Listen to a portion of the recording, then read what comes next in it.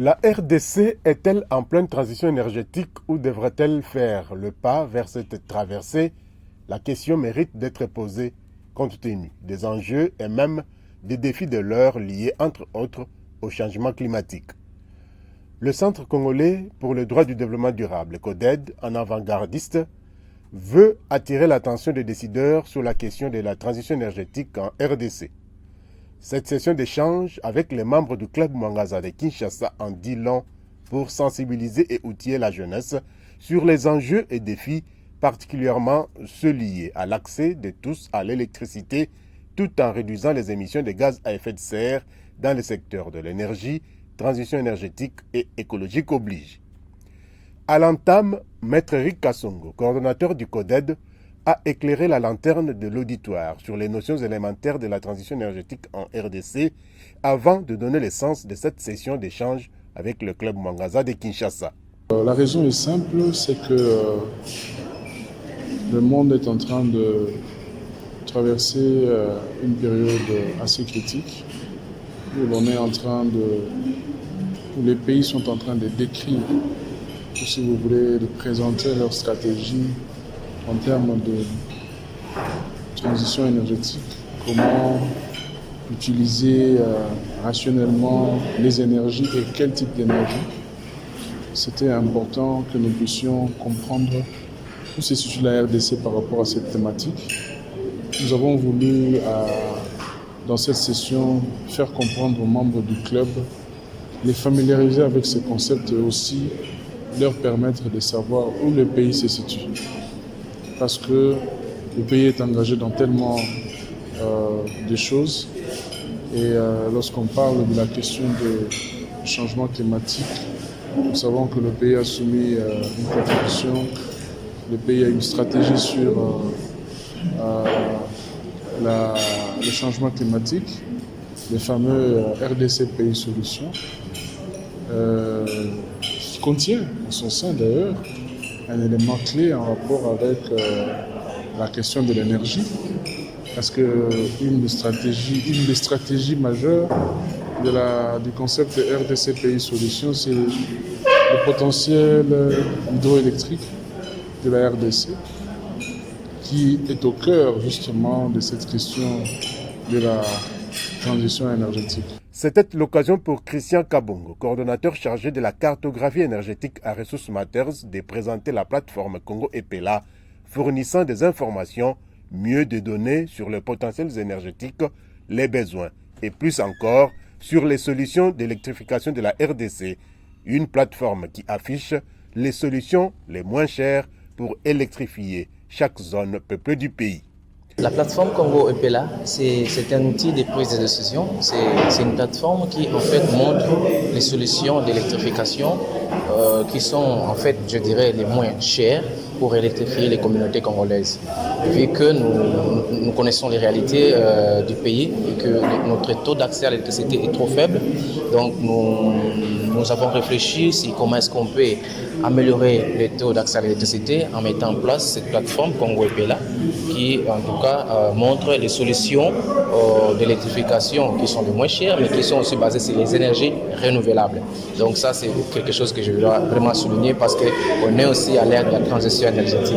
Voilà, donc c'est important de souligner cet aspect, c'est que la plateforme contient des données sur les potentiels énergétiques en RDC, les potentiels hydroélectriques, le potentiel solaire, le potentiel éolien. Et au-delà des potentiels, donc nous avons des données sur la demande, aussi bien la demande résidentielle qu'industrielle, et aussi d'autres informations sur les infrastructures existantes énergétiques dans le pays. Donc c'est un peu ça. Donc aujourd'hui, avec les jeunes du club Mwangaza de Kinshasa, nous avons voulu évidemment interagir par rapport à ça, donc montrer un peu les liens qu'il y a entre le sujet, la thématique actuelle, la transition énergétique et la plateforme Congo Epela. Comment est-ce que cette plateforme évidemment répond à la question sur la transition énergétique, parce que quand nous parlons de la transition énergétique, il y a un focus qui est aussi vraiment donné sur les énergies renouvelables. C'est pourquoi donc nous avions jugé bon de venir présenter cette plateforme aux jeunes et aussi recueillir leur point de vue, comprendre un peu comment est-ce qu'eux aussi conçoivent la question sur la transition énergétique. De son côté, André Kaboué, s'est apaisanti sur les potentiels énergétiques qui regorgent la RDC, avec un paradoxe d'un pays qui demeure encore dans les noirs et dont la consommation est dominée par la biomasse avec 93%, et ce, au niveau résidentiel. Ce qui ne peut en aucun cas développer les pays, car l'énergie devrait contribuer au développement du pays à travers les entités économiques et activités de production. Par ailleurs, le choix apporté sur les types d'énergie doit placer la République démocratique du Congo sur la voie du développement avec une énergie innovante et à faible émission de carbone qui doit éviter la dépendance aux sources d'énergie fossiles auxquelles sont confrontées la plupart des économies industrialisées et émergentes. Je pense que c'est un problème d'homme. Et donc, comme c'est un problème d'homme, c'est d'abord un problème de volonté politique. Le pays est suffisamment riche pour qu'on ne dise pas que ce sont les ressources qui manquent, mais c'est la volonté de pouvoir résoudre le problème. On a tendance à prendre nos problèmes, non pas de manière à les résoudre de façon complète et définitive, mais on le résout trop partiellement. On élabore une loi, puis on l'abandonne dans un tiroir. Les textes de mise en œuvre qui doivent permettre à ce que cette loi-là puisse sortir tous ses effets, s'exprimer. On prend des années à les élaborer. Et parfois, on prétend qu'on n'a pas les moyens pour élaborer ces textes de mise en œuvre. Il faut attendre les bailleurs de fonds qui viennent pour financer le pays à mettre en œuvre, à élaborer les textes de mise en œuvre.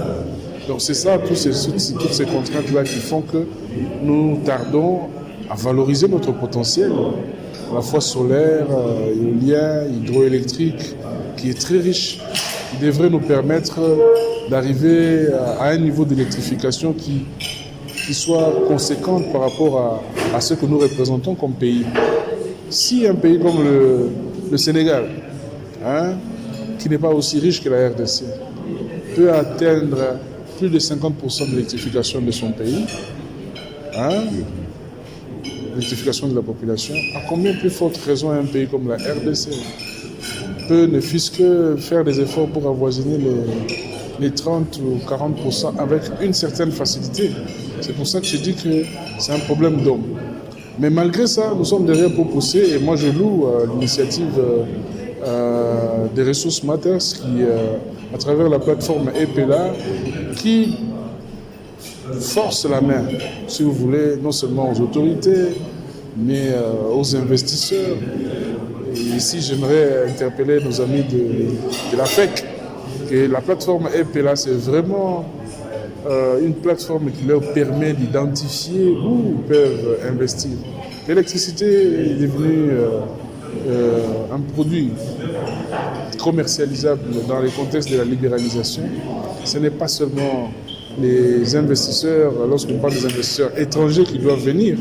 Si on doit produire de l'électricité à petite échelle en utilisant le solaire photovoltaïque ou encore les microcentrales hydroélectriques, on n'a pas toujours besoin d'avoir des investisseurs qui viennent avec des milliards. Donc avec très peu de moyens, et la plateforme EPELA le montre très bien, qu'avec très peu de moyens, on peut bien électrifier l'arrière-pays et améliorer quand même l'accès à l'énergie de nos populations. La séance de questions-réponses a permis à ces membres du club Mwangaza de Kinshasa de s'approprier les notions de transition énergétique à l'heure du changement climatique et disposer des arguments pour exiger un accès pour tous à l'énergie conformément à la Constitution de la République, tout en se tournant vers des choix énergétiques durables, faibles en carbone, pour la protection du climat.